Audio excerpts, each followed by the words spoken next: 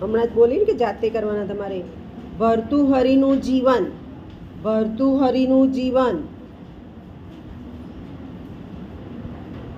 Next એટલે એના પછીનો સવાલ. ભર્તુહરિની કૃતિઓ, એણે 3 કૃતિ આપી, શૃંગાર શતક, નીતિ શતક અને વૈરાગ્ય શતક. એમાં આપણા અભ્યાસક્રમમાં નીતિ શતક છે, પણ તમને ત્રણેયનો પરિચય હોવો જોઈએ. ભર્તુહરિની કૃતિઓ.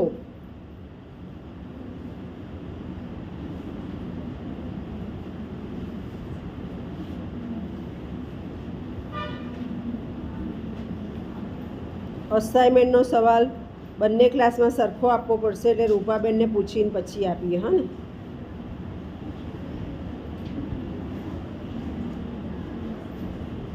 બસ આ જાતે કરવાના સવાલ થયા. બીજું તમારા ક્લાસમાં છેલ્લો સવાલ કયો ચલાવ્યો તો કહો મને. ચલાવ્યું છે મેં. પહેલું યુનિટ મેં શરૂ કર્યું હતું. હવે હું સીધી યુનિટ 3માં જતી રહીશ. પૂર્વ ભૂમિકા તમને આપી દીધી છે. છેલ્લો કયો ચલાવ્યો જુઓ. હે બેટા? વિદ્યામયમાં. હા જોઈએ. ચાલો, હું હેડિંગ મરાઈને જ જાઉં છું.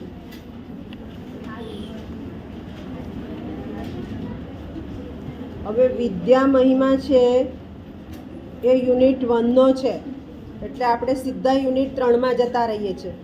હો ને? પૂર્વ ભૂમિકા મેં સમજાવી દીધી છે. માઇન્ડ વેલ. જે ચાલી જશે એ ફરી નહીં સમજાવવામાં આવે. હો ને? એ મેળવી લેવાનું. નહીતર જે બિચારો બેઠો હોય એને વારે વારે રિપીટ થાય સવાલ. તો વિદ્યામહિમા છે યુનિટ 1નો સવાલ છે. મારી પાસે યુનિટ 3 અને 4 છે, તો આપણે સીધા હવે યુનિટ 3માં જતા રહીએ છીએ. બરાબર? યુનિટ 3માં જતા રહીએ છીએ. હેડિંગ મારો. ધનનો મહિમા. ધન, પૈસા જોઈએ જ. ધનનો મહિમા. ધનનો મહિમા. સમજી લો. ધન, પૈસો. પૈસો 2 વસ્તુઓ આપે. એક તો યશ આપે ને બીજું પ્રતિષ્ઠા આપે. પણ પ્રતિષ્ઠા આપે પછી તરત જ એનો પૈસો હોય એટલે આપણે ઘણીવાર નથી કહેતા કે સાલાને ખબર નહીં પડતી, પણ પૈસાની જરૂર છે એટલે બોલશો નહીં. સમાજમાં મૂલ્ય થતું હોય છે. એટલે પૈસો યશ તો આપે, પ્રતિષ્ઠા પણ આપે, પણ કેવી? પારદર્શક આપે. તો દરેક જગ્યાએ પહેલાં તો ધનની જરૂર પડે છે. કોલેજ આવવું છે તો ફી ભરવી પડશે, કંઈક લેવું છે તો પૈસા લેવા પડશે. તો સમાજમાં ધનની જરૂર છે જ. હવે કેટલાક ધનિષ્ઠ હોય છે, બુદ્ધિષ્ઠ નથી હોતા, તો એનો ધનનો ઉપયોગ બુદ્ધિષ્ઠને કરતાં આવડવો જોઈએ. કહેવાનો અર્થ એ છે, આપણે કોઈક આપણા સમાજમાં જઈએ અને કોઈક વ્યક્તિ કરોડપતિ છે, મોટે ભાગે એની પાસે પૈસા કઈ રીતે વાપરવા, સદુપયોગ કઈ રીતે કરવો એના આઈડિયા નહીં હોય. તો જેની પાસે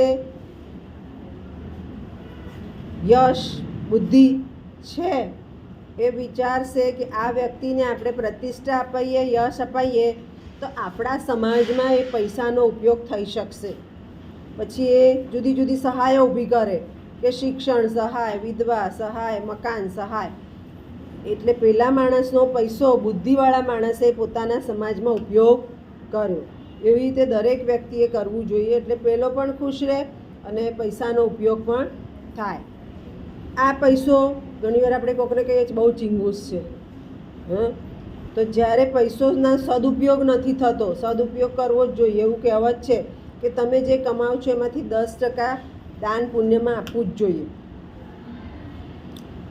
અને બીજી પણ કહેવત છે કે નાણાં વગરનો ના થયો, નાણે ના થાલાલ. ગાંડો હશે તો આપણે એને કહેવું પડશે કે ભાઈ આવો બેસો, કારણ કે એના પૈસાનો ઉપયોગ આપણે કરવો છે માટે. તો આ જે રૂપિયા, પૈસા, મની જે છે એનો જો ઉપયોગ નથી કરતા, ઘણા બહુ એવા ચીંગુસ હોય છે, ક્યાંય વાપરે નહીં, તો ધનની ચોક્કસ 3 ગતિ થઈ જાય છે. એક તો પહેલી દાનમાં જાય. ઘણા વ્યક્તિ બધે આપતી હોય, કોઈ ગરીબને આપે, કંઈક સહાય કરે. પછી આપણે ભોગવીએ, આપણો પૈસો છે ને આપણે ભોગવીએ તો એ તો ના ચાલે. આપણે આપણા જે શોખ હોય, આપણું જે રહેણી કરણી હોય એ પ્રમાણે રહેવું જોઈએ. પછી એવું નહીં કે પેલો ગાડી ચલાવે છે તો મારે ગાડી જોઈએ છે, એવું નહીં. આપણને જે પોસાય એવા શોખ, એવી સંપત્તિ, એવું વસાવવું જોઈએ, એવી રીતે રહેવું જોઈએ. એટલે ભોગ આપણા ભોગ વિલાસમાં કામ લાગે. અને ત્યાર પછી જો નથી વાપરતા તો એનો નાશ ચોક્કસ થાય છે. જો બહુ જ પ્રતિષ્ઠિત માણસ હોય પણ એની પાછળની પેઢી કામચોર હોય તો પાછળની પેઢી પાસે પૈસો રહેતો નથી, એનો ચોક્કસ નાશ થઈ જતો હોય છે. એટલે પૈસાને રોટેશનમાં અહીંયા જો ઇકોનોમિક આવ્યું, નીતિ શતકમાં ઇકોનોમિક આવી ગયું. એટલે સંસ્કૃત સાહિત્ય, હું સંસ્કૃતની છું એટલે નથી કહેતી, સંસ્કૃત સાહિત્ય તમને જુદા જુદા પાસાઓ શીખવે છે. આર્થિક પાસું આવ્યું કે પૈસો છે એને રોટેશનમાં ફેરવવો પડે. પાકીટમાં મૂકી રાખીશું તો વધવાનો નથી, વાપરવા આપીશું તો વધવાનો નથી, દાન કરીશું તો વધવાનો નથી, પણ એને ચક્રાકાર ફેરવશું તો એ વધશે. એટલે આ રીતે આ આપણને આર્થિક બાબતો સમજાવી. ઘણાને ફાધર અમને ભણતા હતા ત્યારે અમને અમારા ફાધર આપતા અઠવાડિયે પોકેટ મની આપે. પછી કોઈ હોય તો વાપરી કાઢે કે ચાલો પાણીપુરી ખાઈ આવીએ, નાસ્તો કરી આવીએ. કોઈ હોય તો મૂકી રાખીને 50 રૂપિયા થાય એટલે કાં તો પોતે કંઈક વસ્તુ લે અને કાં તો કોઈ નોટ લે કે વગેરે. એટલે એને ચક્રાકાર પરિસ્થિતિમાં ફેરવો એ અહીંયા આર્થિક બાબત સમજાવી. મનીને, ધનને ખ્યાલ આવી ગયો, સમજ પડી ગઈ. નેક્સ્ટ હેડિંગ મારો શ્રેષ્ઠ રાજા અને રાજનીતિ.